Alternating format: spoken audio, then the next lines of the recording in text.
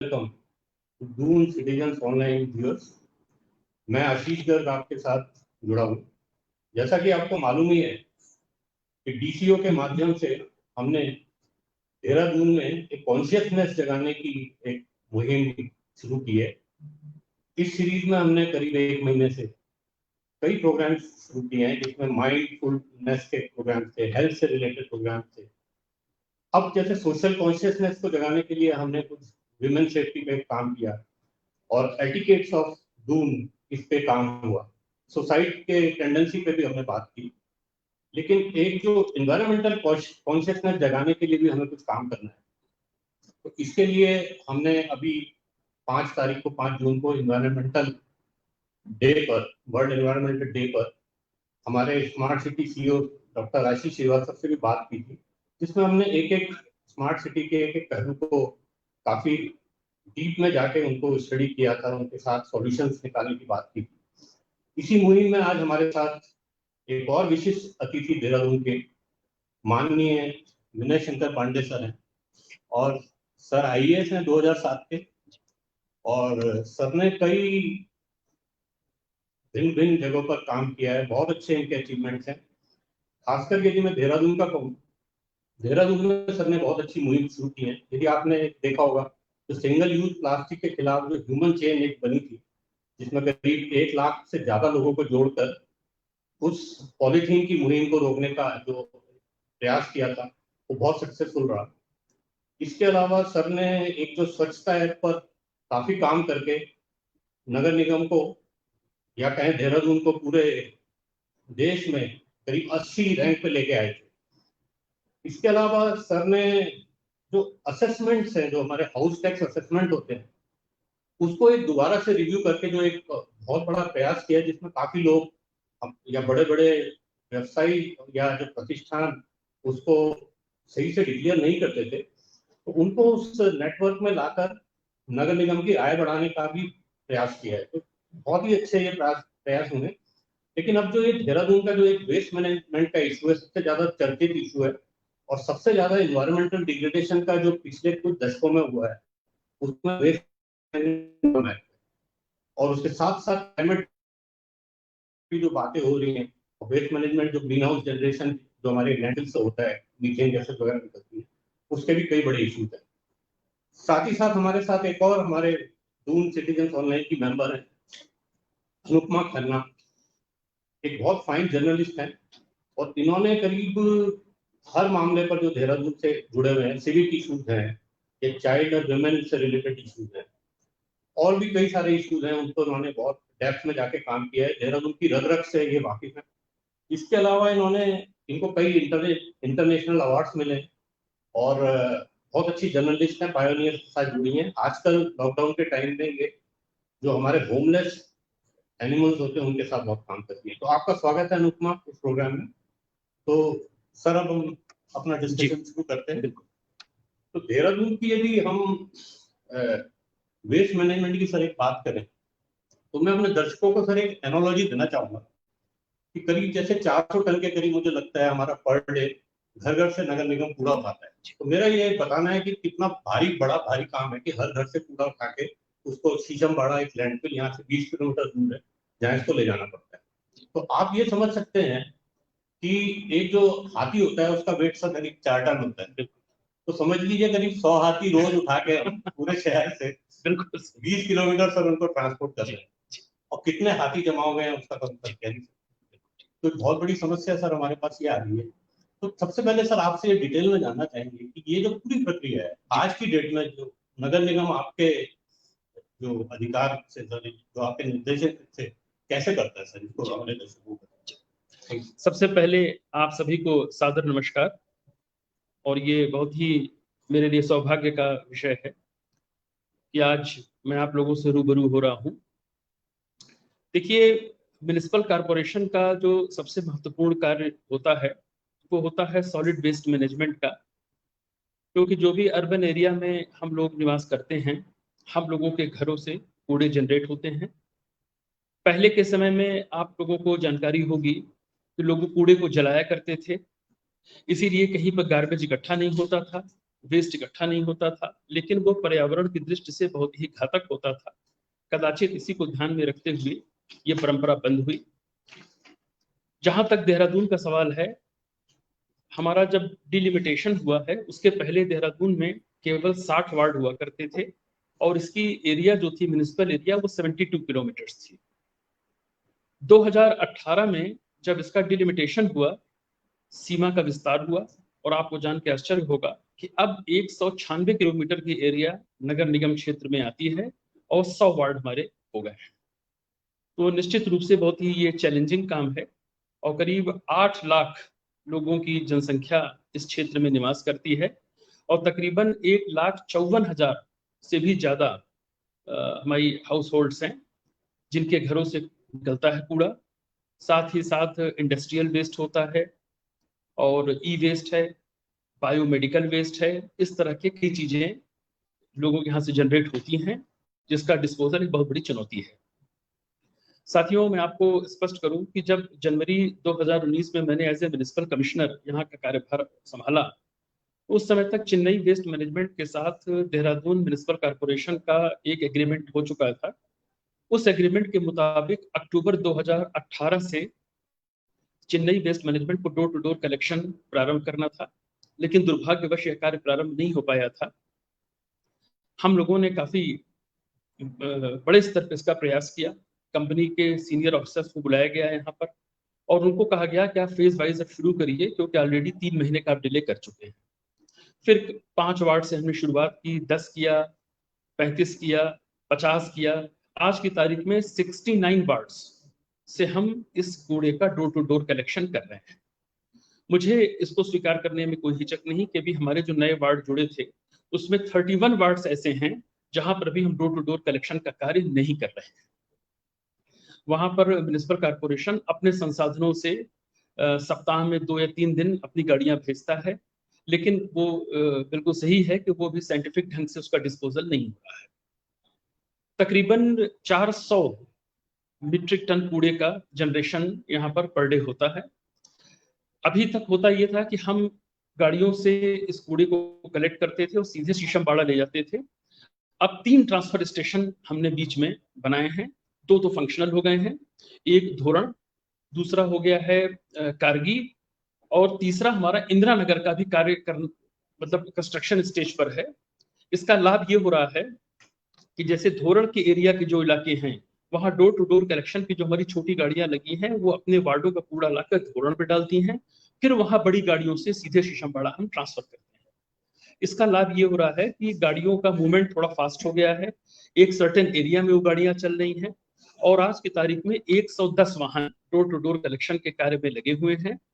साथ ही साथ evening shift में 20 गाड़ियां हमने लगाई हैं जो हमारे शॉपकीपर्स के यहाँ से जो कूड़े जनरेट होते हैं या कहीं किसी घर पर भी अगर कोई कॉल कर लेता है तो वहां से जाकर इसको उठाते हैं और इसको हम फिर शीशमबाड़ा प्लांट पर भेजते हैं।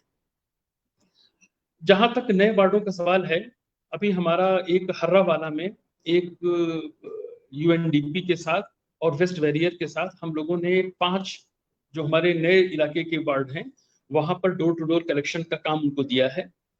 नथुआ वाला का नाम आप लोगों ने जरूर सुना होगा। ये हमारे लिए एक मॉडल है। देखिए, आप सभी भली भांति विदित हैं कि waste management is a very difficult task. आने वाला समय ये है कि हम अब जीरो वेस्ट की तरफ बढ़े।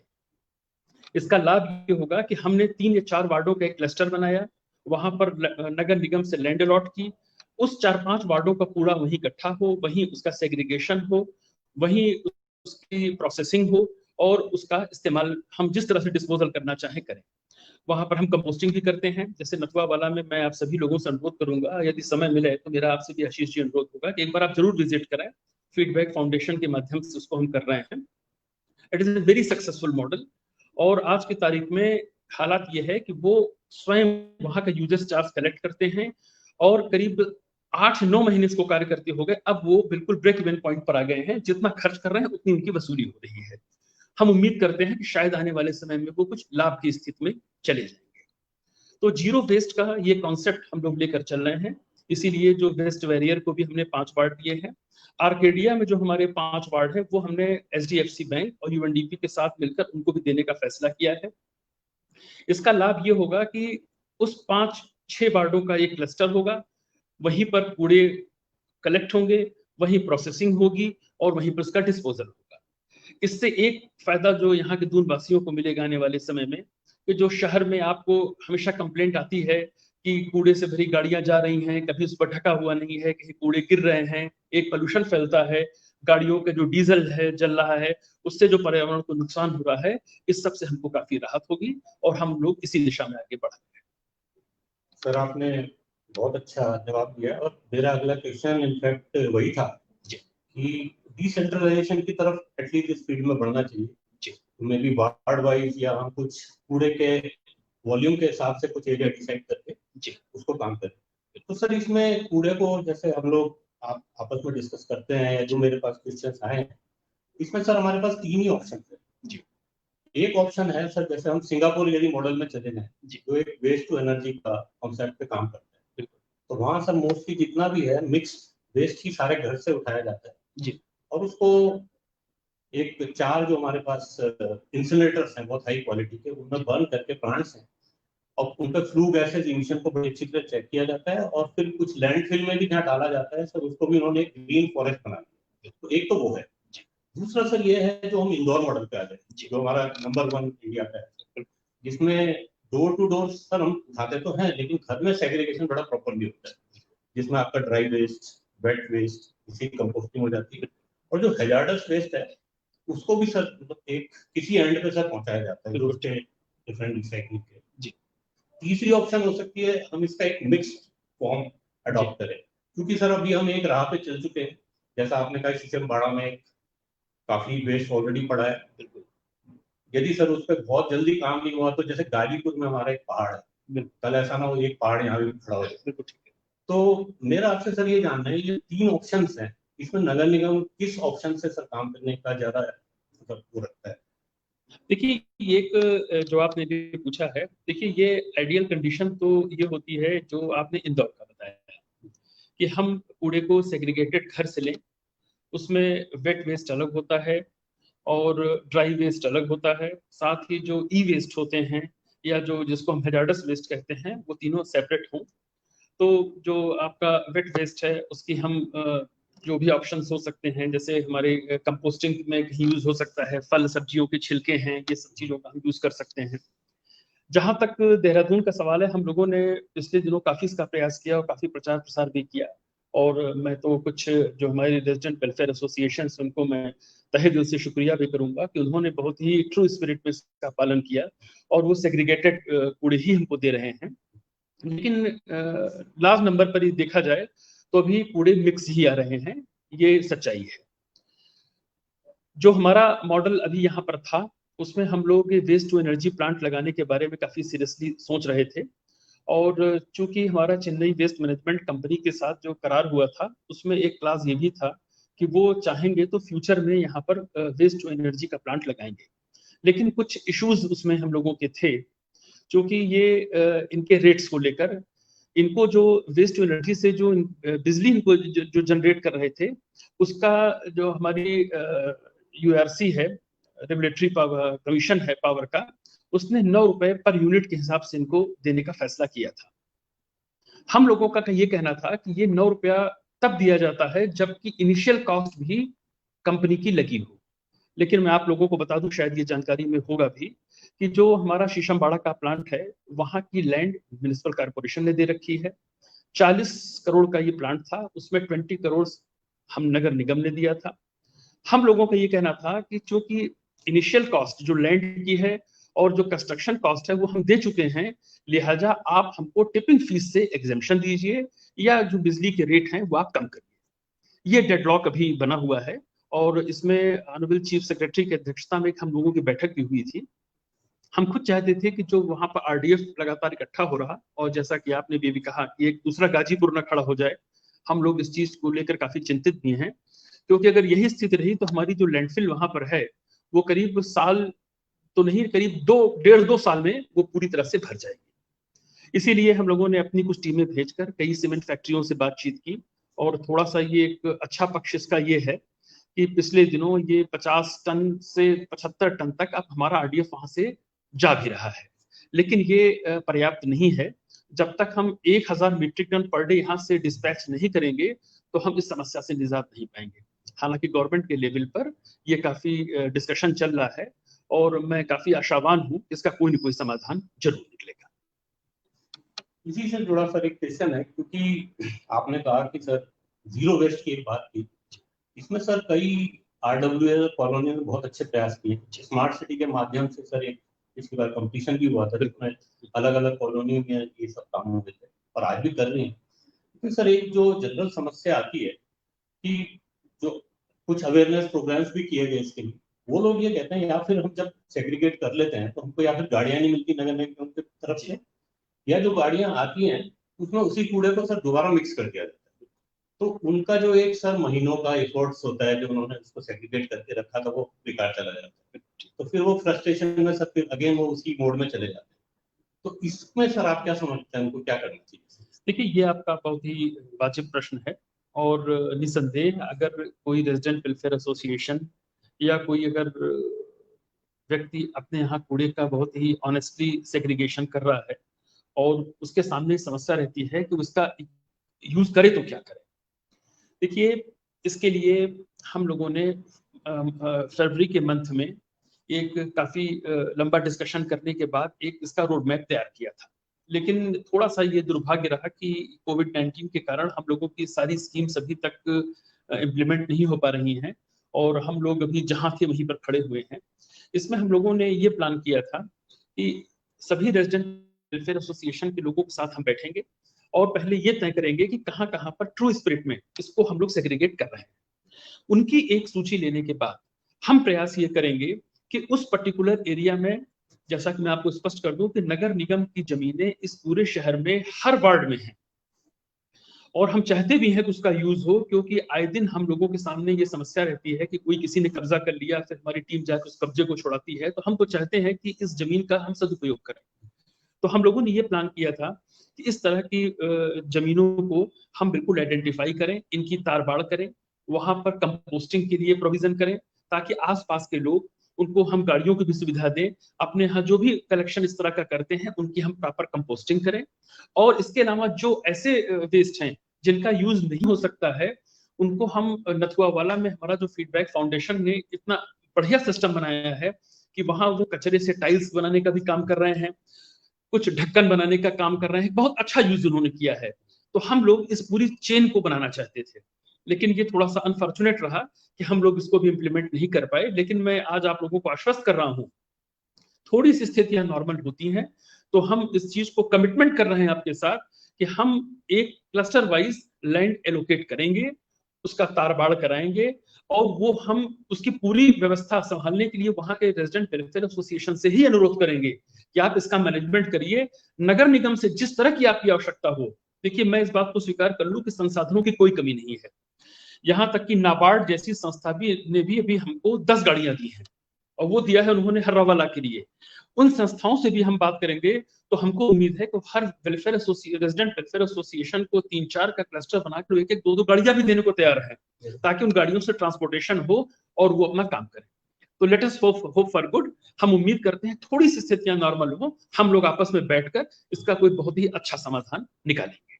सर ये आपने बहुत अच्छा एक जवाब दिया और ये ऐसा जवाब है इसको सुन के जो आरडब्ल्यू में अच्छा काम कर रहे हैं सब लोग बहुत प्रेरित होंगे जी। सर। लेकिन इसी से एक जुड़ा सवाल है, उसके बाद मैं अनुपमा के पास जाऊंगा कि सर जैसे मैंने बताया कि कुछ लोग अच्छा प्रयास कर रहे हैं, लेकिन कुछ सर एक थ्रेशोल्ड लेवल आ जाता है। जैसे हम बताएं सर, कुछ कॉलोनीज में जब हम देखते हैं, जाकर उनसे बात करते हैं, तो कहते हैं कि एक थ्रेशोल्ड के बाद जैसे 70% लोग सेग्रीगेशन कर रहे हैं घर पे, उसके बाद सर वो नहीं होता। तो हमारे सर जो MSW 2016 के रूल्स हैं सर, वो जीरो टॉलरेंस है उसमें दिखाया गया। बिल्कुल सही तो है। उसमें सर पेनल एक्शन की बात भी होती है। एक हमारे दर्शक सर अमित जैन पूछ भी रहे हैं कि हम लोग करते हैं लेकिन जो नहीं करते हैं उन पे नगर निगम जैसे पैनल एक्शन नहीं लेता। तो पहले तो ठीक है सर, एक अवेयरनेस का एक था, लेकिन अभी सर काफी टाइम हो गया है, दिन पे दिन सर देहरादून का एनवायरनमेंट खराब होता जा रहा है।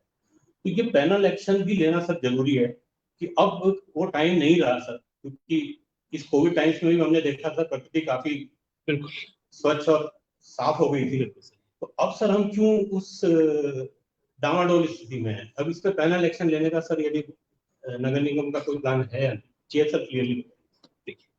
देखिए, ये जो पैनल एक्शन की बात की है, हम लोगों ने, मैं उसका डिटेल में आपको अभी मैं क्या दूंगा।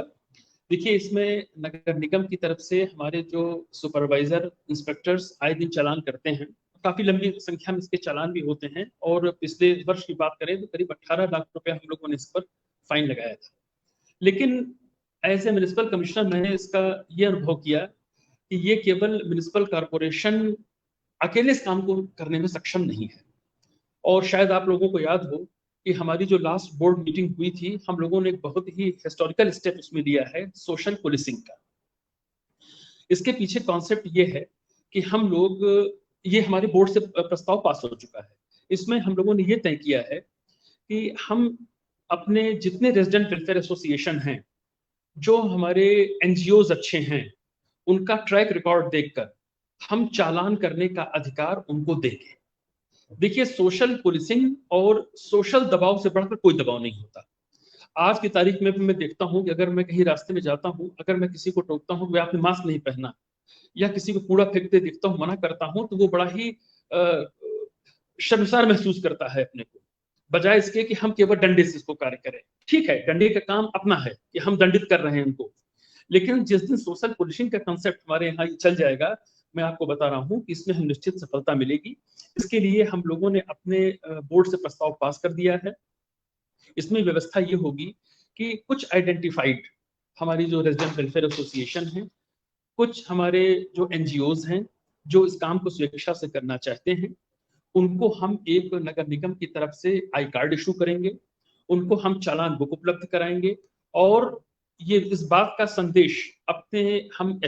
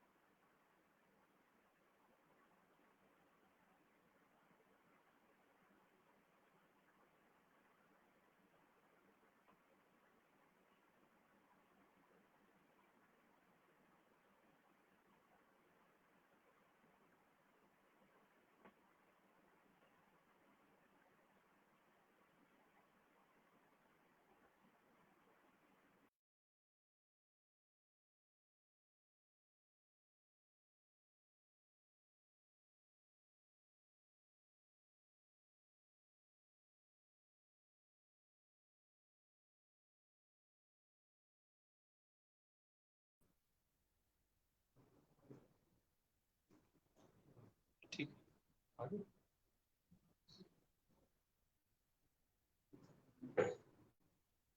सॉरी, कुछ देर के लिए कुछ डिस्ट्रक्शन हुआ था।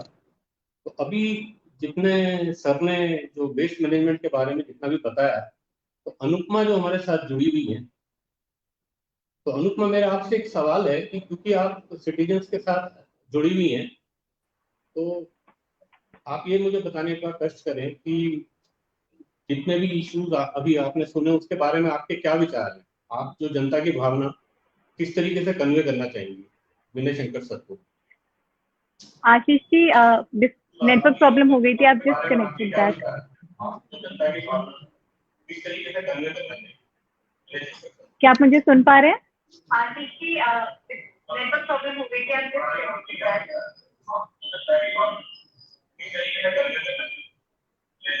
क्या आप मुझे सुन पा रहे हैं? हाँ।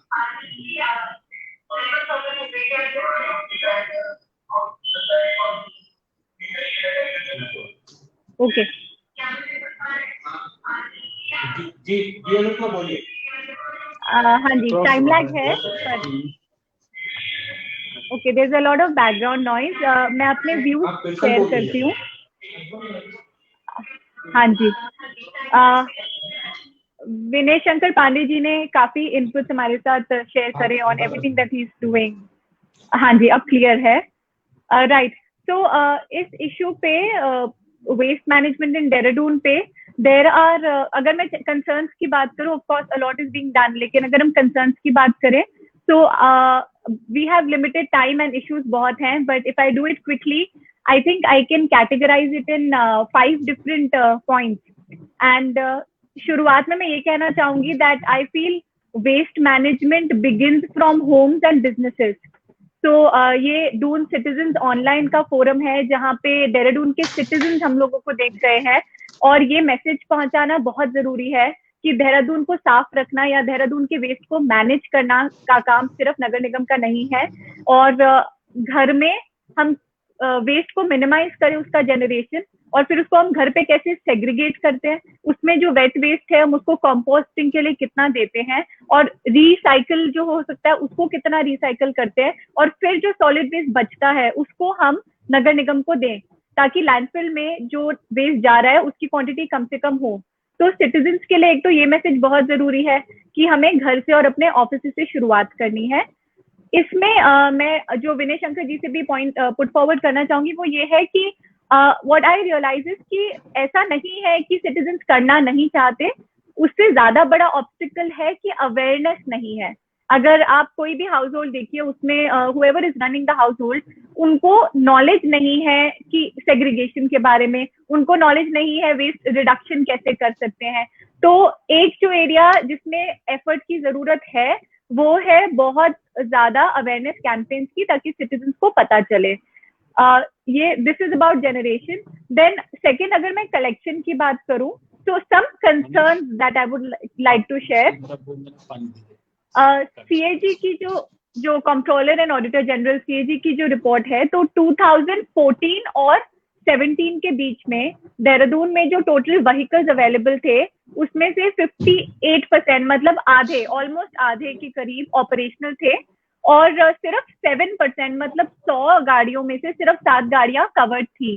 तो एक मेरा विनय शंकर जी से ये सवाल है कि ये 2017 की फिगर्स हैं, तो आज जो नगर निगम की गाड़ियां हैं उसमें अप्रोक्सीमेटली कितने परसेंटेज व्हीकल्स हमारे कवर्ड हैं, because that's an important concern. Then the second concern is regarding biomedical waste. Citizens के लिए मैं अगर कॉमन टर्म्स में बोलूं, जो health care facilities, hospitals, clinics और लैब्स में वेस्ट जनरेट होता है उसको बायोमेडिकल वेस्ट कहते हैं। And biomedical waste is known to be one of the most dangerous kind of waste, क्योंकि उसमें डिजीज कॉजिंग पैथोजेंस होते हैं, तो उस वेस्ट से हमें इन्फेक्शन हो सकता है, काफी सीरियस डिजीज भी हो सकते हैं इंक्लूडिंग HIV। और बायोमेडिकल वेस्ट को, ये रूल्स हैं गवर्नमेंट के कि एक डेजिग्नेटेड एजेंसी है, सिर्फ वही कलेक्ट करेगी हॉस्पिटल से, और उसको नॉर्मल सॉलिड वेस्ट से मिक्स नहीं किया जाएगा। लेकिन देहरादून में हम सबको पता है बहुत सारे छोटे क्लिनिक्स हैं, हॉस्पिटल्स हैं जो बायोमेडिकल वेस्ट के कलेक्शन के नॉर्म्स को फ्लाउट कर रहे हैं। So the second question to Vinay Shankar Pandey ji is कि बायोमेडिकल वेस्ट को हॉस्पिटल में इंस्पेक्ट करना, मॉनिटर करना, और जो फ्लाउट कर रहे हैं उनके अगेंस्ट पीनल एक्शन लेना, उस पे क्या काम हुआ है और कौन सी एजेंसी है जो ये हैंडल कर रही है। आशीष जी, जस्ट चेकिंग कि आप मुझे सुन पा रहे हैं।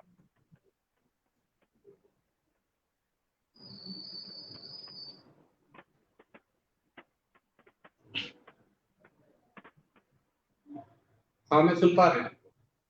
Right okay. So what I will do is very quickly मैं अपनी कंसर्न शेयर करती हूँ। हाँ जी, मैं बहुत जल्दी से अपनी कंसर्न शेयर करती हूँ। हाँ, and then you can discuss it with Vinay Shankar ji. हाँ जी, तीसरा कंसर्न है इलेक्ट्रॉनिक वेस्ट को लेके। देहरादून में अगर आप इलेक्ट्रॉनिक वेस्ट की बात करें तो काफी लोगों को पता भी नहीं कि ई वेस्ट करके भी कुछ होता है। तो अगेन सिटीजन्स की नॉलेज के लिए जो भी हम इलेक्ट्रॉनिक इक्विपमेंट से वेस्ट जनरेट करते हैं, जैसे आपके कंप्यूटर्स हो गए, कंप्यूटर्स के पार्ट्स हो गए, मोबाइल फोन, बैटरीज, ये सब इलेक्ट्रॉनिक वेस्ट है। इंडिया वर्ल्ड में 5th largest electronic waste generator है and the quantity of e waste is increasing. अब एक सर्वे हुआ था, एक सोशल ऑडिट हुआ था देहरादून में, अगर मैं देहरादून की बात करूं, जिसके अकॉर्डिंगली 10 में से 7। ठीक है अनुपमा, मैं समझ गया। अभी आपके हाँ अनुपमा एक्सक्यूज मी, मैं अभी आपके सारे क्वेश्चन लेता हूँ। हाँ जी श्योर।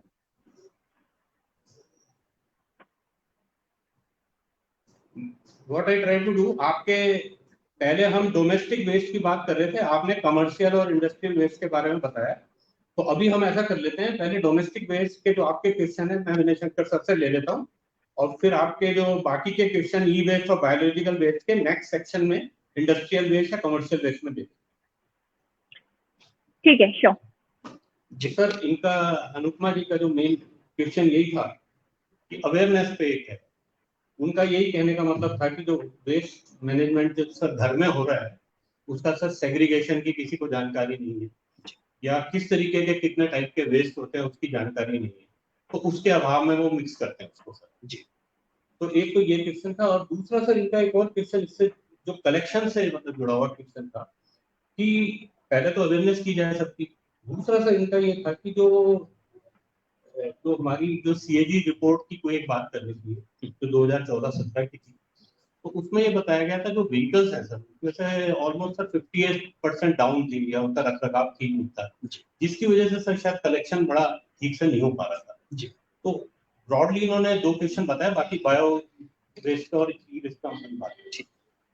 देखिए, जो अभी अनुपमा जी ने प्रश्न पूछा है, एक जो सीएजी रिपोर्ट का हवाला दिया है, देखिए ये मैं आपको स्पष्ट कर दूं कि उन्होंने 2014 से 17 तक का ये विषय बताया है। उस समय दून वैली संस्था थी, वो यहाँ पर वेस्ट मैनेजमेंट का कार्य करती थी, और वो बात काफी पुरानी हो चुकी है। हमारी जो चेन्नई वेस्ट मैनेजमेंट की कंपनी आई है, आपको मैं बता दूं कि इनकी जो 120 गाड़ियां हैं उसमें से 110 गाड़ियां फील्ड पर हैं और 10 गाड़ियां रिजर्व में हैं। ये सभी की सभी नई गाड़ियां ही ली गई हैं, और ये 2019 जनवरी के महीने से में परचेज हुई थी 60 व्हीकल्स, और 40 व्हीकल्स उसके बाद ये परचेज हुई हैं मंथ ऑफ दिसंबर में, और अभी इनकी 40 गाड़ियां और नई परचेज हुई।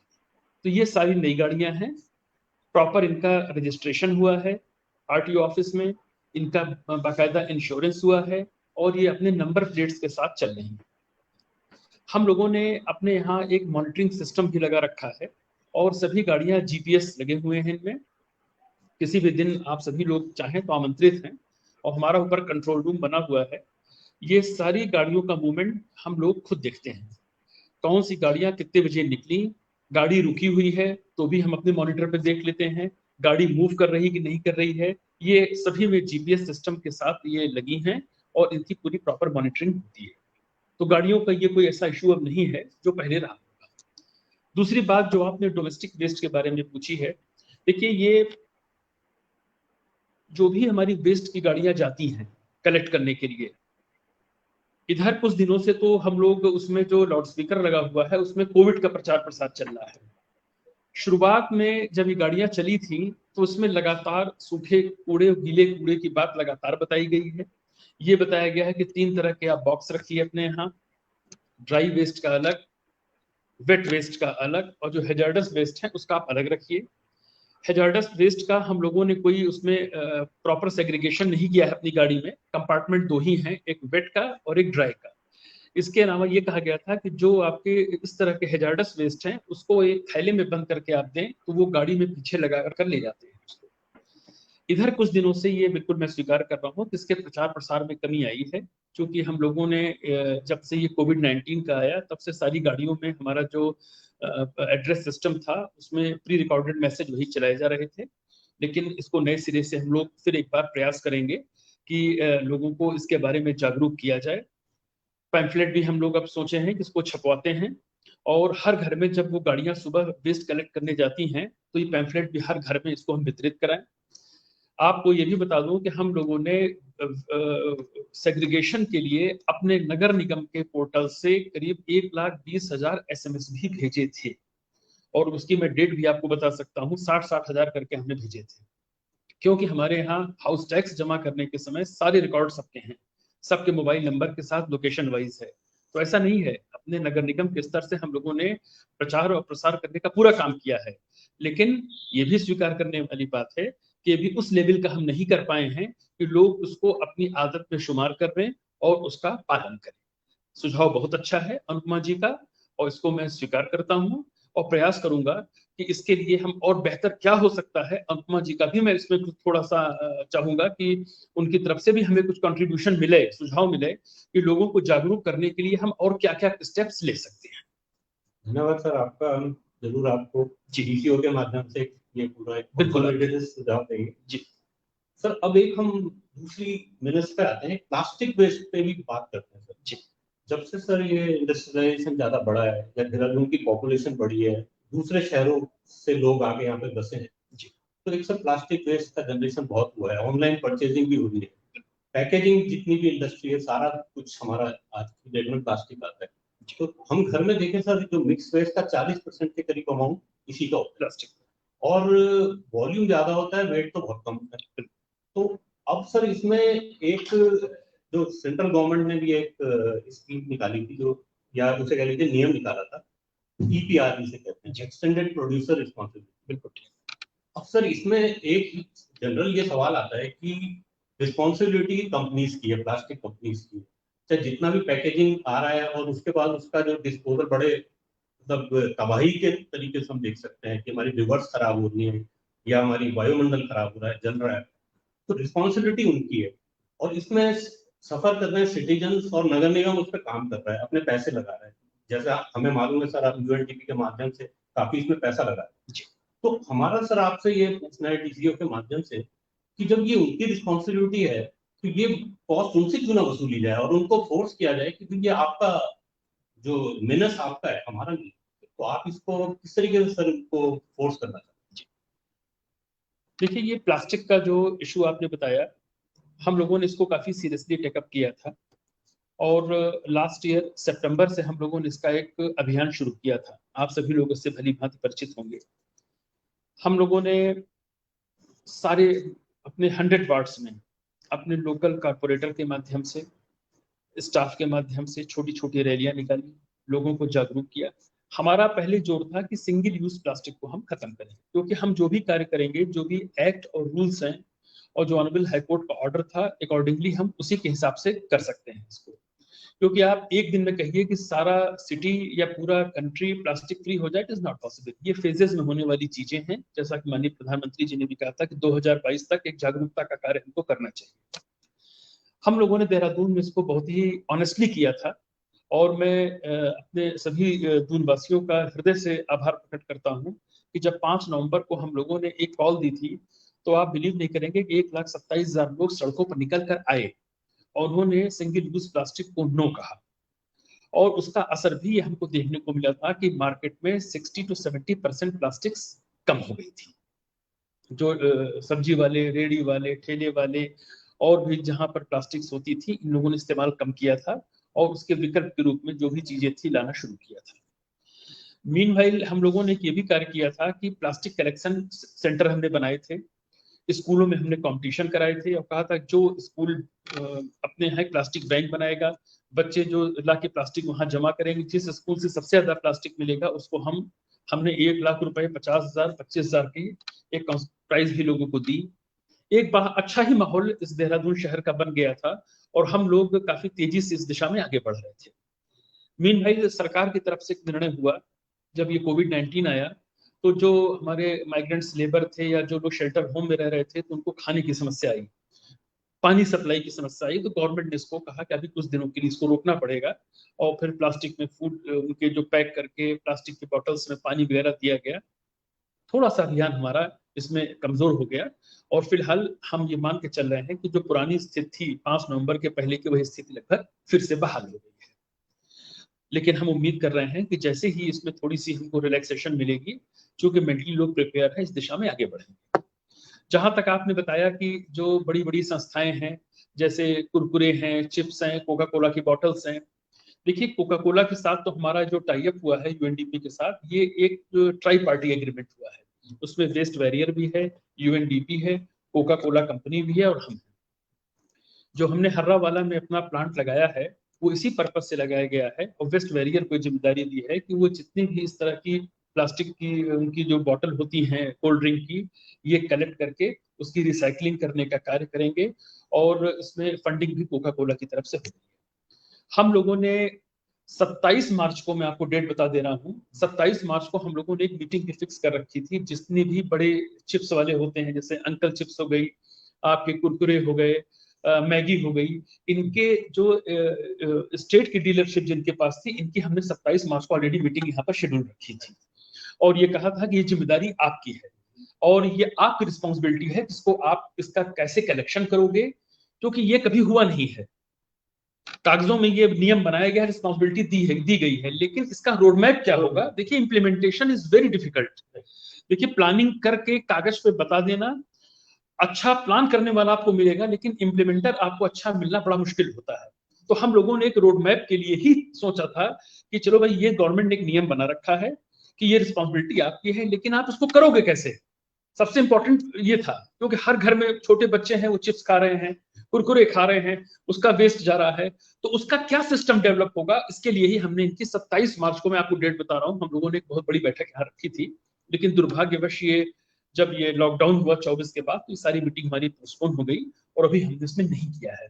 लेकिन मैं आपको एश्योर कर रहा हूँ, ये हमारे बिल्कुल टॉप प्रायोरिटीज में से एक है, और थोड़ी स्थितियां नॉर्मल हो, जिसकी मैं उम्मीद कर रहा हूं कि हम जुलाई के फर्स्ट या सेकंड वीक में इनके सारे स्टेट लेवल के जो डीलर्स हैं, जो डिस्ट्रिक्ट लेवल पे काम कर रहे हैं, इससे जुड़े जितने भी हमारे स्टेक होल्डर्स हैं, इनकी सबकी हम एक मीटिंग करेंगे। हम आप लोगों को भी आमंत्रित करेंगे। एक ओपन सेशन हमारे उसमें बोर्ड रूम में होगा, जिसमें करीब 125 लोगों की बैठने की कैपेसिटी है। वहां पर आकर, क्योंकि ये समस्या हम सबकी है, तो इसका समाधान हम सबको ढूंढना पड़ेगा।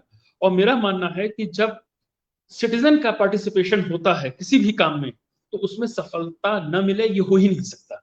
आप पार्टिसिपेट करोगे, दोनों तरफ से विचारों का आदान प्रदान होगा, तय किया जाएगा कि किस तरह से इसमें आगे बढ़ना है, तो ये हम आगे बढ़ेंगे, और ये मैं आपको एश्योर कर रहा हूँ। समझ, धन्यवाद, बड़ी इंकरेजिंग न्यूज है जी। और सर, हम इसीलिए आपके जो वर्ड्स पे इसलिए जा रहे हैं कि कुछ आपने जो हाउस असेसमेंट में बड़े बहुत ऐसे निर्णय लिए जो बड़े डिफिकल्ट लग रहे थे, तो हमें ये भी लगता है जो कंपनीज हैं उनको किसी तरह सर इस निश्चित रूप से कोशिश करेंगे। निश्चित, पर मुझे लगता है सर, जैसा आपने कहा कि इम्प्लीमेंटेशन बड़ा मुश्किल होता है जी। तो जब तक सर ये कहते हैं ना कि 100% इम्प्लीमेंट नहीं हो जाता, तब तक सर कुछ सजेशंस हैं। जैसे जो हमारा ये प्लास्टिक वेस्ट निकलता है, इसको भी कुछ जो फाइन प्लास्टिक होता है जी, बाकी तो सर हम जो कबाड़ी या रेक्टिकर्स वगैरह उसको रिसाइकिल अपना सर्कुलर इकोनॉमी में जा रहा है। लेकिन कुछ प्लास्टिक ऐसा है, जैसे आपने जो रैपर्स वगैरह की बात, जी, MLP जिसको हम बोलते हैं, मल्टी लेयर प्लास्टिक, उसका ही बहुत बड़ा इशू है डेफिनेटली। तो सर जैसे एक मल्टी लेयर प्लास्टिक का, जैसे हमने PWD में भी बात की है, वो लोग उसको रोड की टॉप लेयर में यूज करते हैं। और सिमिलरली जो पॉलीथीन वगैरह, जो व्हाइट प्लास्टिक या सॉफ्ट प्लास्टिक होती है, उसको हमारा सर एक IIT में मॉक प्लांट है जो करीब सर 1000 kg से 800 लीटर का डीजल बना है। तो जब तक सर ये EPR पूरा इम्प्लीमेंट नहीं होता, तब तक क्या सर कुछ ऐसा अवेयरनेस के माध्यम से इसको भी सेग्रीगेट करके हम PWD को रोपिंग करें और इधर से IIT को भी रोपिंग करें, तो इसका ये पूरा सा जाना RWS से शुरू हो जाए, तो तब तक ये प्रॉब्लम सॉल्व होने का कुछ चांस है। बिल्कुल, आपका सुझाव बहुत अच्छा है।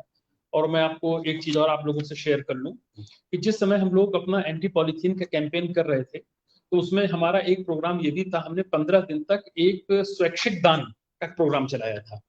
उसमें हमारी टीमें निकलती थी और लोगों से कहती थी कि प्लास्टिक आप दान करो। हमें स्कूलों से भी आई, 450 मीट्रिक टन प्लास्टिक कलेक्ट हुई थी, हमारे गोडाउन में थी, और हमने उसको 13 रुपए 50 पैसे पर केजी के हिसाब से पीडब्ल्यूडी को दे भी दिया। तो ऐसा नहीं है, हम लोग उस दिशा में कार्य कर रहे हैं। और मैं आपको बता रहा हूं कि ये थोड़ी सी एक ऐसी परिस्थिति आ गई कि हम लोग जिस पेस में काम कर रहे थे उस पर ब्रेक लग गया, नहीं तो शायद हम लोग इसमें काफी आगे तक अपनी बढ़त बना लेते।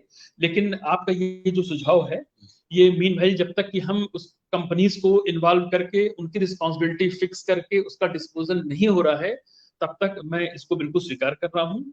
और मैं 1-2 दिन में इसमें कोई ना कोई एक डिसीजन ले लेता हूँ कि इन प्लास्टिक्स को कलेक्ट किया जाए, जो आपने मल्टी लेयर प्लास्टिक्स की बात की है, और इसका डिस्पोजल बाकायदा पीडब्ल्यूडी या आईआईपी वगैरह से हम टाई अप करके इसका करेंगे। मैं आपको एश्योर करता हूं। बहुत बहुत धन्यवाद। देहरादून की जनता के लिए सर एक बड़ी खुशी की बात होगी। अब सर जो अनुपमा ने भी रेज किया था, मेरे पास और भी कुछ क्वेश्चन या है सर। जो ये ई वेस्ट एक बहुत बड़ा मसला है, अभी तक जैसा सर अवेयरनेस जब हमारे पास नॉर्मल वेस्ट की नहीं है, तो सर ई वेस्ट तो एक थोड़ा सा और अलग हो जाता है। लेकिन मैं सर एक आपको बड़ी अच्छी जैसे न्यूज देना चाहता हूँ कि जो जापान में सर इसी ई वेस्ट को जो मोबाइल फोन्स के थ्रू जी, उसमें से जो सर जो बड़े हमारे यूजफुल मटेरियल्स होते हैं जैसे गोल्ड, सिल्वर और कॉपर, उससे सर वो ओलंपिक मेडल्स बनाने का सर उसमें काम शुरू हुआ है और बन भी नहीं। वो तो ये सर कोविड आ गया तो शायद वहाँ भी काम धीरे पड़ा होगा। तो उनको करीब सर पूरे ऑल ओवर वर्ल्ड से 80,000 फोन सर मिले, जिसमें से वो गोल्ड और ये प्लेटिनम तक भी निकलता है, सिल्वर कॉपर निकलता है। देहरादून की सर यहाँ बात करें, यहाँ पर भी सर जैसा सुनने में आ रहा है सर, करीब हमारा 2000 मेट्रिक टन एक साल में निकलता है। ये एक रफ कैलकुलेशन हमने की, तो बहुत बड़ी क्वांटिटी है। तो अभी क्या होता है सर, इसको जो नॉर्मल हमारे कन्वेंशनल एक जलाकर इसको उसमें से मटेरियल निकालने की प्रवृत्ति है, वो तो मैं उसको बुरा नहीं कहूंगा क्योंकि उसमें से ये अभी तक चला आ रहा है। लेकिन आज की डेट में जब हमारा सर वो AQI खराब हो चुकी है और उस पर जलता है, तो ये बहुत बड़ी चिंता की बात है। तो इसको सर हम किस तरीके से मतलब सॉल्व कर सकते हैं? क्योंकि अभी जहां तक हमें मालूम है सर, हमारा कोई यहाँ देहरादून में आसपास कोई प्लांट इसका है नहीं। शायद जैसे मुरादाबाद भेजा जाता है सारा का सारा इसका। तो कोई सर नगर निगम का कोई योजना, कोई छोटे मोटे प्लांट लगाने की, या कुछ सर स्टार्टअप में कुछ हमारी छोटी छोटी यूनिट शुरू हो जाए? देखिए, आज की तारीख में तो मैं आपको बताऊं, जो वेस्ट बैरियर संस्था हमारी है, ये ई वेस्ट कलेक्शन का काम करती है और इसको हमने 2 गाड़ियां अपनी तरफ से दे रखी हैं। लेकिन अभी मैं ये मान रहा हूं कि काम संतोषजनक नहीं है। देखिए, जैसे आपने हम प्लास्टिक के बारे में बताया था, सेम आप MSW रूल्स पढ़ लीजिए, और मैं चाहूंगा अनुपमा जी भी देख लें। उसमें कंपनी की ही जिम्मेदारी है। जैसे सैमसंग कंपनी का मोबाइल फोन मेरे पास है, उसकी बैटरी हमने यूज की, बैटरी खराब हो गई, तो ये जिम्मेदारी उस कंपनी की है कि वो उसको कलेक्ट करे और उसने फैक्ट्री में भेजे। एग्जैक्टली, ये बिल्कुल क्लियर प्रोविजन दिया हुआ है ई वेस्ट के लिए भी। जो कंप्यूटर्स हैं, लैपटॉप्स हैं, जिस कंपनी के हैं, उसकी वेस्ट के डिस्पोजल की अल्टीमेट जिम्मेदारी उसी कंपनी की है। देखिए, सवाल फिर वही है कि उसका इम्प्लीमेंटेशन अभी तक नहीं हुआ है यहाँ पर। और मैं भी इसको स्वीकार करता हूं कि एज ए म्युनिसिपल कमिश्नर अभी हमने उस पर बहुत ज्यादा जोर नहीं दिया, क्योंकि मैं 450 मीट्रिक टन कूड़े से ही इतना दबा हुआ हूं बोझ से कि अभी मैं इस पर ध्यान नहीं दे पाया।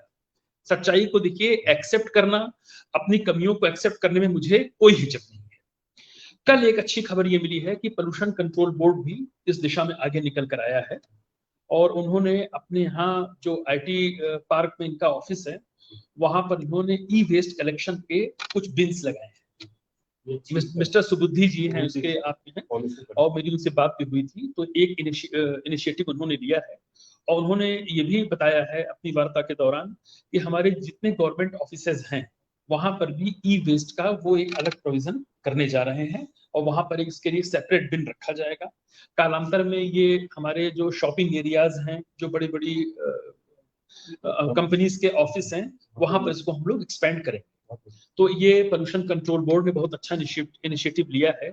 और मेरा ये मानना है कि देखिए, वेस्ट एक ऐसी समस्या है कि अकेले म्युनिसिपल कॉर्पोरेशन की ये फर्स्ट एंड फॉरमोस्ट ड्यूटी तो है, लेकिन ये ड्यूटी हम सब की है। सभी गवर्नमेंट ऑर्गेनाइजेशन जो इसमें लगे हुए हैं, हमारे जो सिटीजन्स हैं देहरादून के, हम लोग कलेक्टिवली अगर इस काम को करेंगे तो हम इसमें सफलता पाएंगे।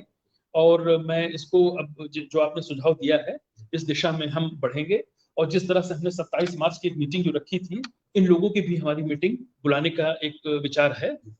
कोशिश करेंगे कि फर्स्ट फोर्टनाइट ऑफ जुलाई में ही इन दोनों मीटिंग्स को हम करके इसका एक प्रॉपर रोड मैप तैयार करें। सर अब एक और जो डेंजरस वेस्ट की तरफ हम बात कर रहे हैं, तो जो अभी अनुपमा ने भी बात की और मेरे साथ सर गौरव लूथरा सर भी हैं, उन्होंने बायोमेडिकल वेस्ट की बात कर रहे हैं। तो सर इसमें तो बायोमेडिकल वेस्ट तो आप समझते हैं सर जी, कितना किलर है सर, बिल्कुल इसमें बिल्कुल सही है। सिरिंजेस से लेके सर दवाइयाँ या, और सबसे बड़ी बात यह है सर कि इसी कूड़े को जब हम मिक्स कूड़े में या फूड के साथ भी मिक्स हो जाता है, तो हमारे सर मासूम जानवर, वाइल्ड लाइफ या मैरीन लाइफ या बिल्कुल हमारी नदियाँ या इवन सर ह्यूमन बींग की ये अल्टीमेटली इन्फिल्ट्रेट होकर ग्राउंड वाटर में भी कहीं ना कहीं मिक्स हो रहा है। तो ये सारी चिंता का विषय है सर। इसमें बायोमेडिकल वेस्ट में जहाँ तक मुझे पता है सर कि हमारे उत्तराखंड में सर एक ही प्लांट है सर ये, मैं आपको बताता हूँ। हाँ, तो आप इसका देखिए, बायोमेडिकल वेस्ट का जो इशू आपने बताया है, ये निसंदेह बहुत ही सेंसिटिव इशू है। और हमारे पूरे उत्तराखंड में 2 बायोमेडिकल वेस्ट प्लांट हैं, एक रुड़की में है और एक हल्द्वानी में है। गढ़वाल के सभी जिलों को ये रुड़की में से इसको हम लोग संचालित करते हैं, और जो कुमाऊं के क्षेत्र हैं वो वहां से संचालित होते हैं। मैं अपना एक एक्सपीरियंस आपको शेयर करूं। मैं जब 2016 में डिस्ट्रिक्ट मजिस्ट्रेट था उत्तरकाशी में, तो वहां पर मैंने इस चीज को जब पूछा कि भाई जो यहाँ के हॉस्पिटल का जो वेस्ट निकलता है, जैसे मान लीजिए प्लास्टर किसी का लगा है, प्लास्टर कटे हैं, किसी के कोई अपने घरों में जैसे यूज करता है, इंसुलिन लेता है या दवाएं लेता है, उसके रैपर हैं, खाली शीशियां हैं, जो बॉटल्स हैं, ये कैसे होता है? तो लोगों ने बताया साहब यहाँ से वो जाता है रुड़की। तो मुझे बड़ा आश्चर्य हुआ कि भाई आप बताओ कि 150 किलोमीटर 200 किलोमीटर की दूरी तय करके आपका वेस्ट जा रहा है, ये उचित नहीं है। खैर, जब मैं नगर निगम में आया तो मैंने ये महसूस किया कि हमारी नगर निगम की सीमा का काफी विस्तार भी हो गया है, और अब लगभग हर गली मोहल्ले में आप देखो तो कोई न कोई क्लिनिक खुल गई हैं। देहरादून में भी आप देखिए कई बड़े हॉस्पिटल्स भी आ गए हैं। तो जो संस्था भी कार्य कर रही है वो अकेले इसको पूरा नहीं कर सकती है। इसी बात को ध्यान में रखकर हम लोगों ने जुलाई 2019 की अपनी बोर्ड मीटिंग में एक नगर निगम क्षेत्र देहरादून में बायोमेडिकल वेस्ट प्लांट लगाने का निर्णय लिया था। उस समय दिक्कत आ रही थी रेड जोन को लेकर, लेकिन अब वो भी एग्जेम्पशन हमको मिल गया है कि रेड जोन में भी इसको लगाया जा सकता है। हमने उसके लिए लैंड भी आइडेंटिफाई कर ली, हमने ईओआई भी जारी कर दिया, उसका एक्सप्रेशन ऑफ इंटरेस्ट भी कर दिया। अब इस समस्या ये आ रही है कि गवर्नमेंट के लेवल पर एक कमेटी का गठन हुआ है। वहां 4 प्रस्ताव प्राप्त हुए, एक श्रीनगर में, एक टिहरी में, एक कालसी या सहिया में कहीं लगाने के लिए, और एक म्युनिसिपल कॉर्पोरेशन देहरादून का है। नॉर्म्स ये है कि एक बायोमेडिकल वेस्ट प्लांट से दूसरे बायोमेडिकल वेस्ट प्लांट की दूरी मिनिमम 75 किलोमीटर होनी चाहिए। सेकंड ये है कि उसके पास 10,000 बेड की कैपेसिटी होनी चाहिए, 10,000 बेड की। ये मेरी अभी पिछले दिनों ही बात हुई थी सुबुद्धि साहब से, और ये जो हमारे अपर सचिव स्वास्थ्य हैं उनकी अध्यक्षता में कमेटी है, तो ये प्रपोजल्स वहां पर अंडर कंसिडरेशन है। हम चाहते हैं कि इसका प्लांट देहरादून में लगे, और ये जो 10,000 बेड वाला एक राइडर लगा है इसको थोड़ा रिलैक्स किया जाए।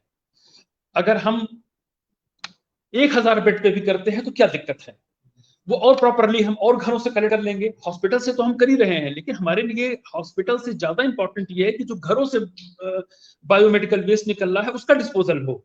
और जब तक इसको हम माइक्रो लेवल पर इन बायोमेडिकल वेस्ट प्लांट की स्थापना नहीं करेंगे, तब तक हम एक सेंट्रलाइज करने में सक्षम नहीं होंगे। इस इशू को मैंने गवर्नमेंट के लेवल पर भी एड्रेस करने की कोशिश की है, और अपने जो मत हैं इनसे इनको अवगत कराया है, और मैं उम्मीद करता हूं कि देखिए इसका कोई ना कोई समाधान जल्दी आएगा, क्योंकि हमारा ईओआई भी निकल चुका है, 3 लोगों ने इसमें अप्लाई भी कर रखा है, लैंड हमारी आइडेंटिफाई है, और हम इस दिशा में तुरंत बढ़ना चाहते हैं। ये भी सर एक बहुत अच्छा पॉजिटिव न्यूज़ है, और सब चिंतित हैं, आप भी चिंतित हैं, लेकिन ये जल्दी होना जरूरी है जी। अब मैं सर एक और वेस्ट की तरफ आता हूँ जो सबसे कम जिसकी बात होती है, वो है सर कंस्ट्रक्शन एंड डिमोलिशन जी। तो आज की डेट में सर ऑब्वियसली नई कंस्ट्रक्शन हो रही है तो पुरानी कंस्ट्रक्शन टूटती है, लेकिन इसके साथ जो सर आप ही देखते हैं इसको या फिर रोड के साथ साइड में फेंक दिया जाता है या कहीं भराव के लिए भी यूज किया जाता है, लेकिन सर मोस्टली ये रिवर्स या हमारे जो नाले हैं उनमें सर इनको डंप कर दिया जाता है।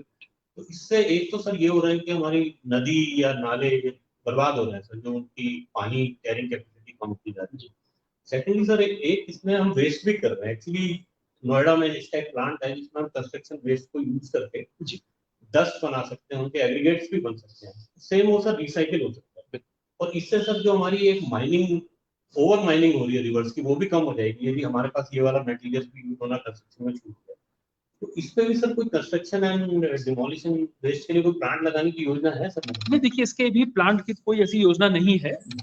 और पिछले दिनों हम लोगों ने 2 चीजों पर काफी ध्यान दिया था। जैसे आप देखते होंगे कि आप सड़कों पे निकले तो लोग अपना बिल्डिंग मटेरियल सड़कों पे गिरा देते हैं। जो उनका डिमोलिशन के बाद जो वेस्ट है वो भी बहुत ही मैं कहता अनसाइंटिफिकली उसका डिस्पोजल होता है। तो पिछले साल हम लोगों ने अगस्त से लेकर दिसंबर तक एक अभियान चलाया था, और उसमें करीब 18.5 लाख रुपए की हम लोगों ने लोगों पे कॉस्ट इम्पोज की थी। क्योंकि एक घटना बहुत ही दुखद हुई थी यहाँ पर माता मंदिर रोड पर, कि एक 12th क्लास का स्टूडेंट था, वो मोटरसाइकिल से जा रहा था और सड़क पे कुछ गिट्टियां पड़ी हुई थी और उसकी स्किड कर गई थी गाड़ी, उसकी डेथ हो गई थी। तो हम लोगों ने बड़ा इसको सीरियसली लिया और काफी हैवी पेनल्टीज इम्पोज की और कोशिश की कि नहीं, अब इसको आप लोग अपने एक सीमित दायरे में रखिए। हम लोगों ने कंस्ट्रक्शन के वेस्ट का 2 साइट्स अपनी निर्धारित की हैं जगह। एक तो जाखन के पास है और एक दूसरा स्थान और हमें भी आपको बता नहीं पाऊंगा। वहां पर प्रॉपर्ली हम लोगों ने बोर्ड लगाए हैं और ये कहा है कि जो भी कंस्ट्रक्शन और डिमोलिशन का जो इस तरह का बिल्डिंग्स डिमोलिश होती हैं उसका आप वेस्ट जो है वहां पर ले आइए। लेकिन अभी ये बहुत ही इनिशियल स्टेज पर है, अभी इसका कोई इम्प्लीमेंटेशन नहीं हुआ है। और जो आपने प्लांट की बात की है, अभी ऐसा कोई विचार नगर निगम का नहीं है और ये बिल्कुल नया विचार आपका है और इसका मैं स्वागत करता हूं। और मैं देखूंगा कि ये इसका प्लांट कैसे लग सकता है और क्या कोई प्राइवेट प्लेयर इसमें आगे आ सकता है या नहीं आ सकता है। तो हम लोग इसको वेलकम करते हैं सुझाव का और कोशिश करेंगे कि इसको इम्प्लीमेंट करें। अब सर टाइम बहुत कम बचा है, तो मैं आपसे थोड़ा जल्दी सवाल पूछ लेता हूँ, क्योंकि सवाल बहुत हैं और आपके पास भी जवाब काफी विस्तार से बताने के लिए होंगे। तो इसमें सर एक बड़ी समस्या है जो डेयरियां खुली हुई है शहर के अंदर, और इसमें वैसे कोई इशू नहीं है, लेकिन जनरली इनका जो गोबर है उसको नालियों में बहा देते हैं, वो चोक होता है मानसून के टाइम में भी प्रॉब्लम होती है। लेकिन साथ साथ सर गोबर एक बहुत यूजफुल मतलब वस्तु है, हम कह सकते हैं। इससे कई खाद के अलावा सर हम कई प्रोडक्ट्स जैसे पेंसिल, पेपर से लेकर कई चीजें बनती है, अगरबत्ती, मच्छर भगाने वाली अगरबत्ती।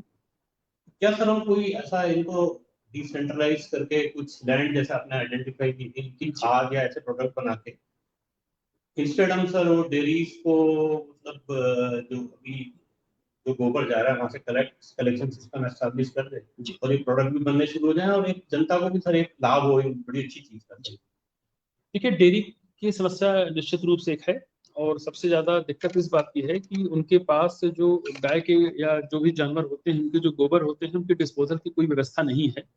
आमतौर पर वो जो हमारा ड्रेनेज सिस्टम है उसको काफी प्रभावित करते हैं, वो उसी में सब डाल देते हैं। तो आए दिन ये चोक होने की खबरें आती हैं डेयरियों पर। एक हम लोगों ने चालान भी बहुत किए 133 सीआरपीसी में, डिस्ट्रिक्ट मैजिस्ट्रेट को कई जगह बार हम लोगों ने भेजा भी। लेकिन ये सारी परिस्थितियों को देखने के बाद लगा कि ये कोई समाधान नहीं है कि हम उनके ऊपर चालान करें, वो पैसा जमा करें, उसके बाद फिर वो कुछ दिन बाद वही काम शुरू करें। एक बड़ा अच्छा प्रपोजल भी हम लोगों के पास आया है और बड़ा सस्ता है। वो करीब 40 से 45 हजार में एक छोटी मशीन आ रही है, उसमें आप गोबर डालो तो उसके कंडे बड़े अच्छे निकलते हैं बनकर। तो ये हम लोग अब जो हमारी अगली बोर्ड बैठक है उसमें हम इसको लेकर आ रहे हैं और ये हर डेयरी वाले जिनके पास 5+ में जानवर हैं उनके लिए कंपलसरी कर देंगे कि आप इसका प्रॉपर कंडे बनाया करिए। एक तो मैं हम लोग ये कर रहे हैं। दूसरा मैं आपको और अवगत करा दूं, शायद बहुत लोग को जानकारी नहीं होगी कि अभी जो आवारा पशुओं की जो समस्या थी उसमें अभी तक केदारपुरम में हमारा कांजी हाउस था जहां 70 से 75 जानवर रखने की कैपेसिटी थी और एक समय तो ऐसा आया कि वहां पे 250 से 300 जानवर हो गए। हम लोगों ने एक सेलाकुई में एक बहुत बड़ा जो लैंड थी हमारी उसको हमने गो सदन के रूप में कन्वर्ट कर दिया और करीब 450 जानवर आज की तारीख में वहां पर हैं। वहां बायोगैस का प्लांट लगाने के बारे में हम लोगों ने निर्णय ले लिया है ताकि उसकी बायोगैस हम बनाएं। और एक आपको ये भी जानकारी होगी कि जो महंत देवेंद्र दास जी हैं जिनके बारे में आपको गुरु राम राय संस्था के जी, तो उनसे भी हम लोगों की बातचीत हुई है और वो इस बात के लिए तैयार हैं कि साहब आप गोबर कलेक्शन के लिए हमको परमिशन दो, तो हम अपने ट्रैक्टर ट्रॉली से उसका पूरे सिटी में जितनी भी एरिया है वहां से गोबर का कलेक्शन करेंगे, और करने के बाद वो प्लांट लगाने के बारे में गंभीरता से विचार कर रहे हैं। तो हम लोग इस दिशा में काम कर रहे हैं, और मुझे उम्मीद है कि जिस दिन हम लोग सभी डेयरी वालों के लिए सुनिश्चित कर देंगे कि आप उससे कंडा बनाने का एक प्लांट अपने यहाँ लगाइए छोटा, इसके दो फायदा होंगे। ईंधन की समस्या से भी हम लोगों को काफी मिलेगा, सुकून मिलेगा, और साथ ही साथ ये वेस्ट का भी इसका प्रॉपर डिस्पोजल। जी। अच्छा सर, एक इसी से जुड़ा थोड़ा सा क्वेश्चन है, जो घरों से सर कभी वेस्ट निकलता है, आई मीन किसी की लॉन जब उन्होंने घास काटी उसको या टहनियाँ काटी, बायो मास जो हमारा वो सड़कों पे वो भी पड़ा रहता है, और अल्टीमेटली ये न्यूसेंस है या उसको जलाया जाता है, तो AQI लेवल हमारा उसका खराब हो। इसके लिए सर अभी काशीपुर में एक बड़ा अच्छा प्लांट लगाया जिसको हेल्थ मिनिस्टर ने इनॉग्रेट भी किया। तो हम अगेन सर प्लांट्स की बात आ रही है जी, क्योंकि अल्टीमेटली हमें वेस्ट को ट्रीट करना है, इसमें भी एक सुझाव है सर, प्लांट आसपास कभी लगा ठीक है, बिल्कुल ठीक है। यहाँ देहरादून के आसपास भी काफी नहीं, ये काफी समस्या रहती है। जैसे हाइडल वाले भी जब लॉपिंग करते हैं पेड़ों की, आपने देखा होगा बिजली के तारों की के बगल पे जो पेड़ जा रहे हैं, तो उसमें भी वो सब नीचे गिर जाता है, तो उसको नगर निगम ही कलेक्ट करता है। ये ठीक है कि ये आपका सुझाव अच्छा है, हम लोग देखते हैं कि इसकी क्या संभावना होती है। अब सर मेरी तरफ से एक लास्ट क्वेश्चन है, मैं और स्कैन कर लूंगा, फिर मैं अनुपमा के पास एक और एंड में चला जाऊंगा उनके देने के लिए।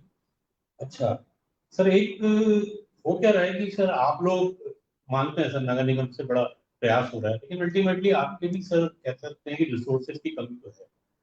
आप पूरे सर 100 वार्ड में एक एक RWA जाके मॉनिटर नहीं कर सकते। तो एक सर जो हमारे वार्ड्स के सर जो हमारे पार्षद हैं, इनका सर वैसे इस पीरियड में लॉकडाउन में बड़ा अच्छा रोल रहा है, सैनिटाइजेशन और उसमें उन्होंने बहुत अच्छा काम किया, या कभी रोड्स और नालियां बनवाने में भी ये लोग काफी आगे रहते हैं। लेकिन जब ये वेस्ट पे मैनेजमेंट की बात आती है सर, तो मैंने देखा है कि सिवाय एक या दो पार्षद का मैं नाम जानता हूँ सर जो बहुत अच्छा काम करते हैं, लेकिन मैं उनका नाम अभी नहीं लेना चाहता क्योंकि सब पार्षद से मेरी मतलब उनका आदर है।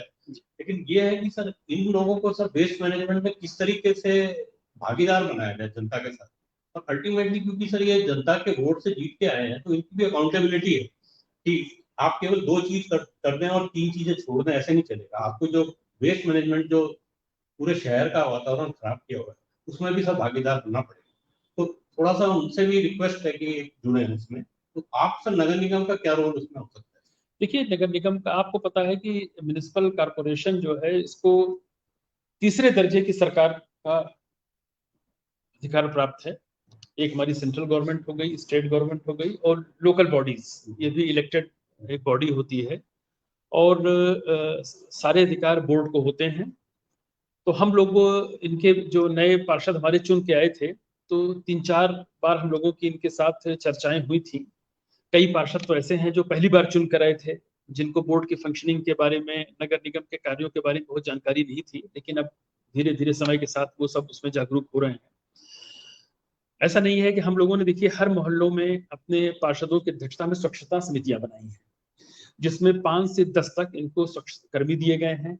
2000 रुपीज पर मंथ इनको दिया जाता है एसेसरीज के लिए, कि अगर कहीं झाड़ू की इसकी कोई जरूरत हो तो आप परचेज कर लो।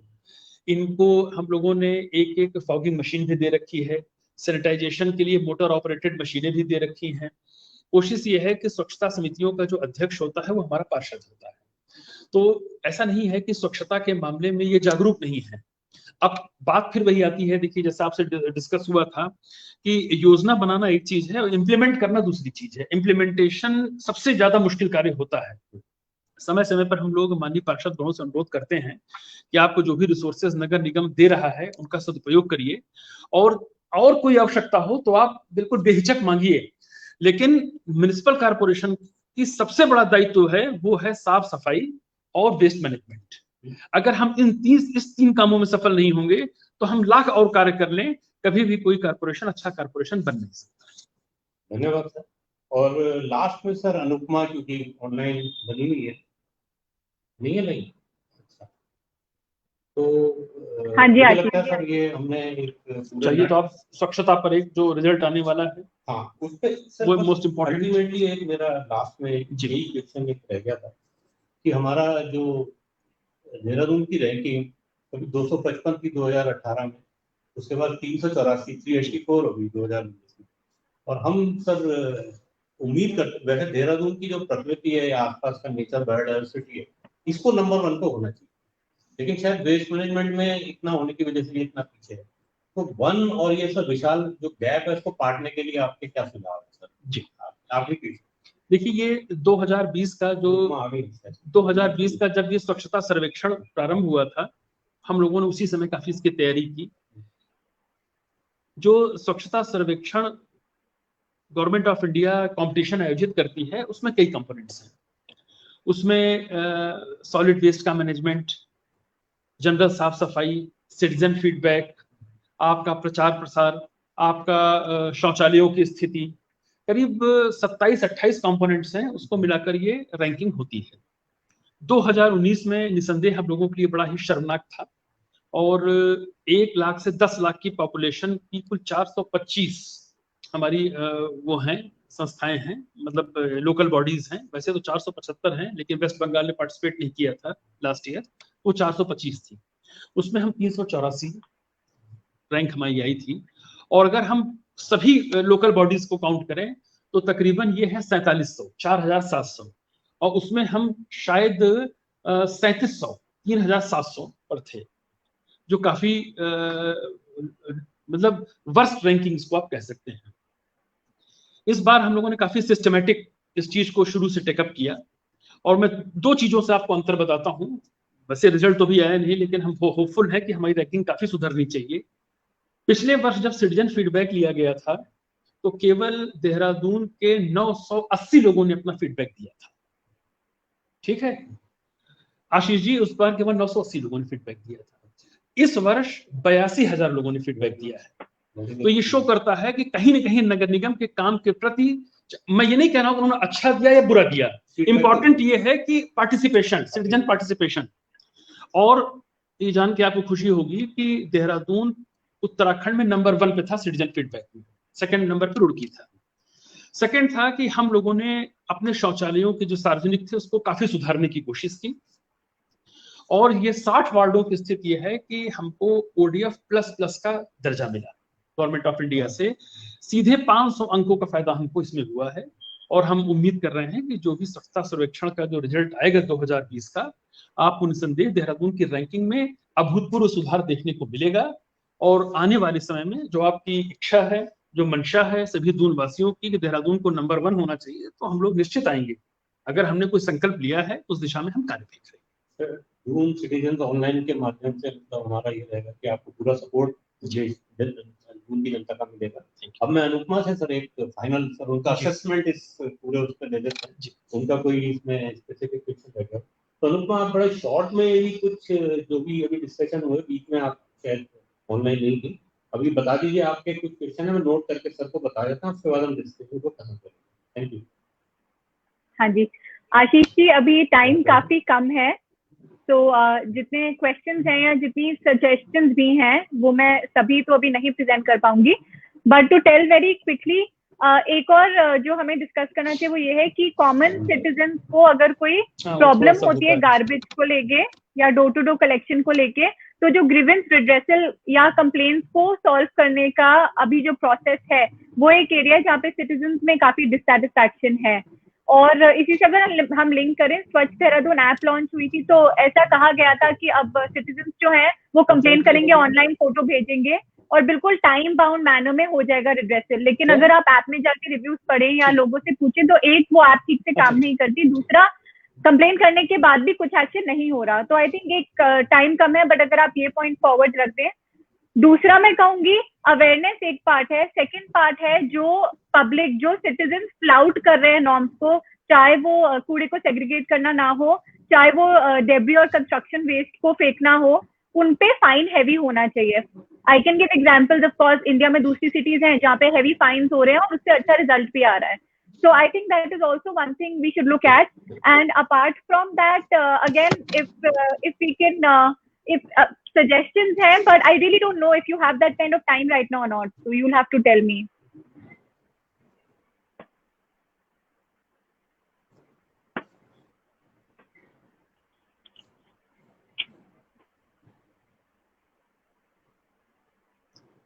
अनुज को बोल दे कि हमने मेल भेजी है नगर निगम की साइट पर, नगर निगम देहरादून, उसको प्रिंट आउट निकाल दो उसका। So I don't know Ashish ji, right now we have the time where I can recommend suggestions or not. Sir Anupama ने सर ये डिटेल में मुझे बताया, और जो शायद हम लोग इसको कवर नहीं कर पाए थे। एक सर जो कंप्लेन का जो मैकेनिज्म है, एक तो सर होता क्या है कि कंप्लेन कहाँ करे, जनता को अवेयरनेस नहीं, कई फोन नंबर सर ढूंढते हैं, उसमें पता नहीं है कि हमको एक सिंगुलर नंबर हो कि हाँ ये नगर निगम का नंबर, इस पर कॉल अटेंड नहीं। और एक बार कंप्लेन सर दर्ज हो जाए, उसका क्या एक्शन हुआ, उसका फीडबैक क्या है, वो भी उसके पास। तो एक तो इनका ये क्वेश्चन है, और दूसरा क्वेश्चन फिर वो पिनल एक्शन वाला है। तो मेरा भी सर आपसे बहुत आग्रह है कि जब आपने इतने बड़े स्टेप लिए हैं, आप बड़े शांत और सौम्य स्वभाव के हैं, लेकिन एक्शन सर आपके टफ होते हैं, तो इस पे भी जो पिनल एक्शन, जो लोग कूड़े के प्रति जो लापरवाह हैं या सेग्रीगेट नहीं कर रहे हैं सर, इस पे कुछ आप ड्रास्टिक स्टेप लीजिए। ये अनुपमा का एक सर एक दूसरा क्वेश्चन था। और पहला तो जैसे कंप्लेन चेक कर, देखिए कंप्लेंट का तो एक सबसे जो अच्छा सिस्टम है वो है कि आप स्वच्छता ऐप वो आप डाउनलोड करें। वो उसका फायदा ये होता है कि अगर कहीं पर एज ए म्युनिसिपल कॉर्पोरेशन या म्युनिसिपल कमिश्नर हम कहीं ढील दें, तो ये मॉनिटर होता है भाई गवर्नमेंट ऑफ इंडिया। स्वच्छता ऐप आप अपने स्मार्टफोन पे जाइए, आप ऐप डाउनलोड करिए, उसमें कंप्लेंट आप डालिए, उसकी मॉनिटरिंग गवर्नमेंट ऑफ इंडिया से होती है। तो वो हमारे लिए भी अच्छा है, कम से कम मेरे ऊपर भी प्रेशर रहता है कि सब गवर्नमेंट ऑफ इंडिया देख रही है, तुरंत वहां से रिमाइंडर आता है कि कंप्लेंट आपकी 7 दिन पुरानी हुई, क्या एक्शन लिया आपने। दूसरा मैं आपको बताऊं कि हमने 24/7 के बेसिस पर यहाँ पर एक कॉल सेंटर खोला था। ये आप लोगों की जानकारी में है कि नहीं, काफी लोगों ने प्रचार प्रसार किया था इसका। और वहाँ ये सिस्टम ये रखा था कि वहाँ हमारे करीब 15-20 ऑपरेटर बैठते थे, ये आउटसोर्स पे रखा था। कंप्लेंट्स जो आती थी, इसके बाद उनको एक प्रॉपर कंप्लेंट, एक टिकट नंबर दिया जाता था, और अगर वो इंसिस्ट करता था कि नहीं कंसर्निंग ऑफिसर से हमारी बात कराइए, तो उससे हम वो टेलीफोन से बात कराता था। और सब कंप्लेंट के रिड्रेसल का हमने टाइम लिमिट फिक्स की थी। उसमें किया था, अगर कोई मृत पशु है तो वो कंप्लेंट 6 घंटे में रिजॉल्व होगी, कहीं पर कूड़ा नहीं उठा है 24 घंटे, नालियां चौक्ड है उसके लिए 48 घंटे, कंस्ट्रक्शन का उसमें बाहर कर दिया था। हाँ, वो सारी टाइमलाइन थी। लेकिन बात फिर आई कि जब ये लॉकडाउन हुआ तो वो हमें कॉल सेंटर बंद करना पड़ा, क्योंकि सोशल डिस्टेंसिंग, क्योंकि एक कमरे में 15 लोग आप बैठा नहीं सकते थे, ये इसलिए मैंने बंद कर दिया था उसको। लेकिन मैं उसको रिवाइव करूंगा, और ये प्रॉपरली एक ऐड के माध्यम से और अपने सोशल मीडिया के प्लेटफॉर्म पर वो आपको नंबर फिर बता दिया जाएगा जैसे ही फंक्शनल होगा। ये बहुत ही इफेक्टिव था, और मैं आपको बताऊं करीब उसमें 1250 कंप्लेंट हम लोगों को 2 महीने हुए थे चलाए हुए, 1250 आई थी, करीब 800 हमने डिस्पोजल किया था। और स्ट्रीट लाइट वगैरह की कंप्लेंट तो हम लोग 5-5, 6-6 घंटे में पूरी कर रहे थे। लेकिन उसके बाद से ये चीज हमारी वो बंद हो गई, लेकिन उसको हम जल्दी रिवाइव करेंगे। हो सकता है कि जुलाई के फर्स्ट वीक तक हम अपना ये सिस्टम चालू करें। धन्यवाद सर आपका। और एक सेकंड सर, इनका वो पैनल एक्शन वाला जो पैनल एक्शन के लिए ठीक है। देखिए मैंने आपको बताया कि देखिए हम जो जैसे इंदौर का जो मॉडल था, हम अगर सोशल पुलिसिंग की तरफ चले गए, और अगर बगल का आदमी दूसरे आदमी से कह रहा है कि अगर तुम करोगे तो तुम्हारा चालान मैं काट दूंगा, प्रॉपर आई कार्ड उसके पास है, चालान बुक है, और ये प्रोविजन भी रखा गया है कि अगर उसके साथ कोई दुर्व्यवहार करेगा तो वही उसके ऊपर पिनल एक्शन होगा, जो कि गवर्नमेंट सर्वेंट के सरकारी कार्य में बाधा करने पर होता है। इस प्रोटेक्शन के साथ अगर हमने ये काम को शुरू किया, बहुत इफेक्टिव होगा। वैसे अपने नगर निगम के स्टाफ को भी ये हम और सेंसिटाइज करते हैं कि वो इस चीज को विशेष ध्यान दे और तगड़े एक्शन दें। एक सर सजेशन आ रहा है कि एनएसएस के जो कैंडिडेट्स वगैरह होते हैं, इनको भी हम सर इस लूप में ले लें। तो देखिए ये आपको मैंने स्टार्ट में ग्रुप्स को, हाँ मैंने आपको स्टार्ट में ब्रीफ किया था कि जब हमने इसका बोर्ड से प्रस्ताव पास किया तो हमने यही कहा था जो कुछ हमारे, तो आपका कहना है जैसे कि हम सिविल डिफेंस को भी इन्वॉल्व कर सकते हैं, एनएसएस को भी ले सकते हैं, स्काउट को भी ले सकते हैं, तब तो हमारे पास पूरी एरिया है, तो ये काफी इफेक्टिव होगा। लेकिन उससे ज्यादा इंपॉर्टेंट होगा कि उसका दुरुपयोग भी ना हो। होता यह है कि किसी को चालान बुक मिल गई, वो मिल गया तो उसका दुरुपयोग शुरू कर दिया। तो इन सब चीजों का एक बैलेंस बनाकर हम इस दिशा में बढ़े। तो सर मेरे ख्याल से काफी अच्छा लाइवली डिस्कशन रहा, और पर्सनली मुझे लगा कि सर कई क्वेश्चन थे, आपने उनका बहुत बेहतरीन जवाब दिया। लेकिन अब सर आगे आशा है कि जो आपने जो भी बातें बताई हैं, प्लान बताए, उन पर कितनी जल्दी सर ये क्रियान्वयन हो, और हम सर ये आपके जो भी दून के दर्शक हैं या जो भी संस्थाएं जुड़ी, सब आपको आश्वासन देते हैं सर हम आपके साथ हैं। अल्टीमेटली एम ये है कि दून की सर रैंकिंग इंप्रूव हो और वेस्ट मैनेजमेंट से क्लाइमेट चेंज की एक बहुत बड़ी थ्रेट है जिसमें मीथेन और ये जनरेशन सर कूड़े से बहुत ज्यादा हो रहा है। हमारी नहरें जो है या नदियां हैं ये खराब होती जा रही है, थोड़ा इससे हमको बचने को मिलेगा। तो आपका सर बहुत बहुत धन्यवाद। और आपने टाइम को भी सर ओवरशूट हो गया, 1 घंटे का प्लान था, अच्छा लगा। 15 मिनट ज्यादा दे दीजिए। आपका बहुत बहुत धन्यवाद। और आशा है टीसीओ के दर्शकों को कि आपको ये प्रोग्राम अच्छा लगा होगा और ऐसे ही हमें अपने सजेशन देते रहिए। हम इन्हीं मुद्दों पे जो इन्वायरमेंट से जुड़े देहरादून के उन पे बात करते रहेंगे। ऐसे ही विशिष्ट जो हमारे अतिथि हैं उनसे धन्यवाद सर आपका। बहुत बहुत धन्यवाद।